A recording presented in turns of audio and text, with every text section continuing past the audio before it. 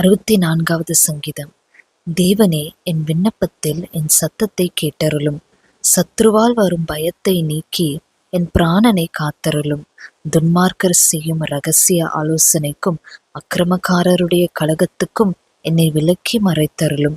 அவர்கள் தங்கள் நாவை பட்டயத்தைப் போல் கூர்மையாக்கி மறைவுகளில் உத்தமன் மேல் எய்யும் பொருட்டு கசப்பான வார்த்தைகளாகிய தங்கள் அம்புகளை நாணேற்றுகிறார்கள். சற்றும் பயமின்றி சடுதியில் அவன் மேல் எய்கிறார்கள். அவர்கள் பொல்லாத காரியத்தில் தங்களை உறுதிப்படுத்திக் கொண்டு மறைவான கண்ணிகளை வைக்க ஆலோசனை பண்ணி அவைகளை காண்பவன் யார் என்கிறார்கள். அவர்கள் நியாயக்கேடுகளை ஆய்ந்து தேடி தந்திரமான யோசனை நிறைவேறும்படி பிரயத்தனம் பண்ணுகிறார்கள். அவர்களில் ஒவ்வொருவனுடைய உட்கருத்தும் இருதயமும் ஆழமாய் இருக்கிறது.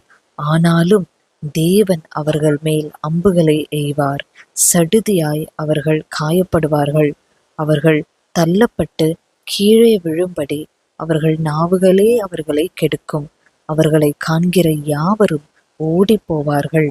எல்லா மனுஷரும் பயந்து தேவனுடைய செயலை அறிவித்து அவர் கிரியையை உணர்ந்து கொள்வார்கள். நீதிமான் கர்த்தருக்குள் மகிழ்ந்து அவரை நம்புவான். செம்மையான இருதயமுள்ளவர்கள் யாவரும் மேன்மை பாராட்டுவார்கள். ஆமென்.